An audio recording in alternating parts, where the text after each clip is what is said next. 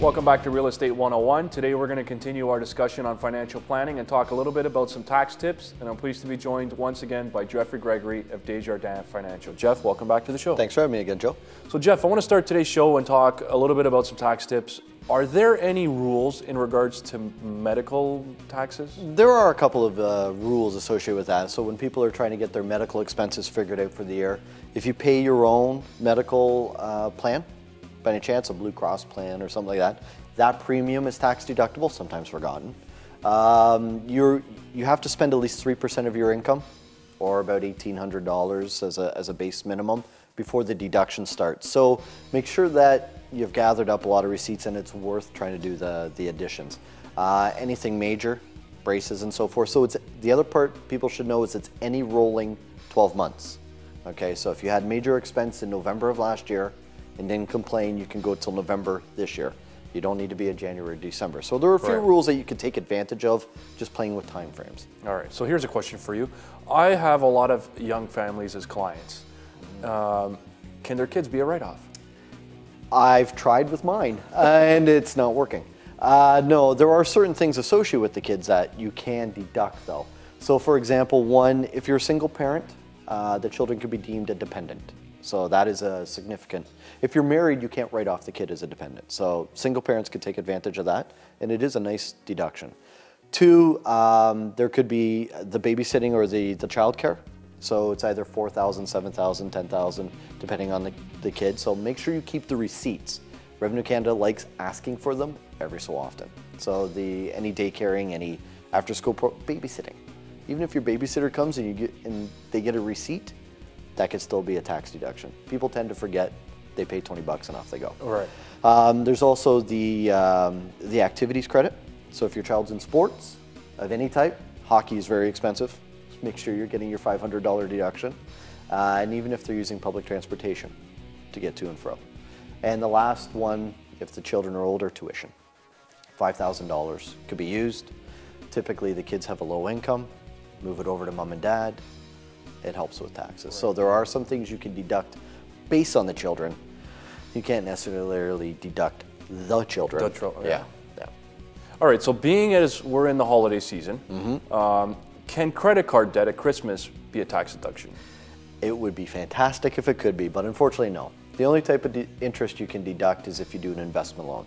So you borrow with the intentions of trying to make money, not spend money in the case of credit cards. So what you also want to do with that is the interest is a tax deduction, but with proper financial planning and accounting and so forth, you can not only deduct that, but you can take advantage of capital gains, capital loss situations, stuff like that. So rather sometimes than cashing out your RSP, you can make a little bit of an advantage off an investment loan tax-wise. So just being conscious of the proper income interest deduction you're able to use. All right. Okay, so how about for my senior clients? Do you have any tips for senior people for their tax deductions? Yeah, a couple of years ago, the government allowed income splitting on the pensions. So what happened a long time ago, it's not as common today, was the man went to work, the wife stayed home. Right, and raised the kids, et cetera, et cetera. So what happened is all the Canada pension and all RSPs went into his name. Now what's happened is the government says you can split it 50-50. And it brings lower income tax brackets on both sides, keeps more in pocket. Make sure you're maximizing income splitting. Income split in RSP, you have to be at least 65. If it's a pension of any type, government pension, company pensions or so forth, those can be done at any time. So if you are receiving pension benefits from your company, if you retire early at 55, you can actually still split that income.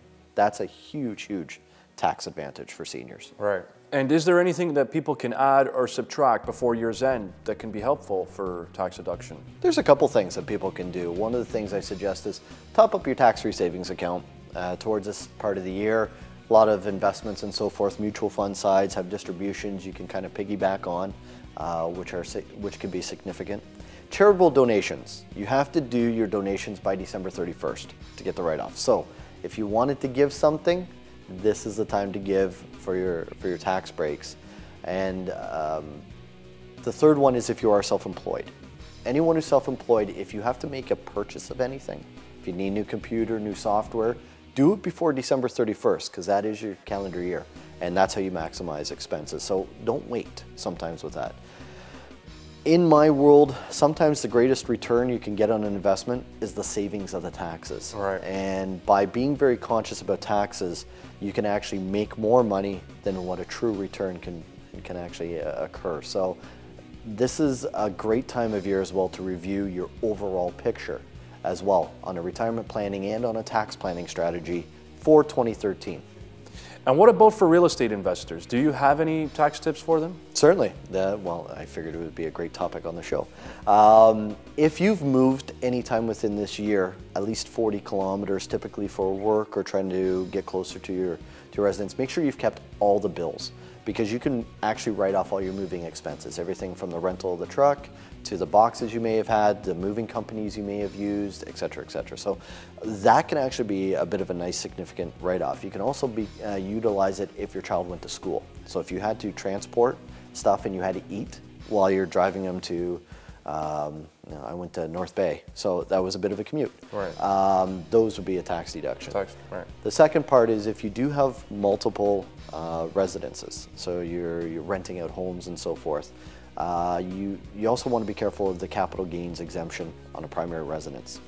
You want to kind of live in each one of the houses one way or another through the year if you can, but you at least got to be in one of them for 6 months to a year to be deemed the capital gains exemption. So be conscious around how your planning is going with if you are landlording at that point. Okay, do you have any final suggestions for our viewers? One last one. Don't do your tax planning December 28th or 29th of every year. Do your tax planning starting January 1st. Actually, you should even be starting it now for 2013, 2014, and all the subsequent years thereafter.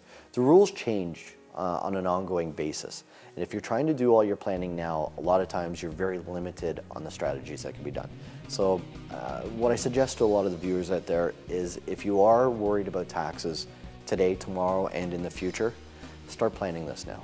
Don't wait until the end when the shackles are on and you can't move. You can't really do anything. Yeah, so planning starts today for tomorrow. For tomorrow. All right, Jeff, good stuff. Thanks for coming on today's show. My pleasure. Thanks again, Joe. If anybody has any more questions or needs the help of a top financial planner, they can get in contact with Jeff Gregory at Desjardins Financial. I'm your host, Joe Terceira. Thanks for watching, and we'll see you next time.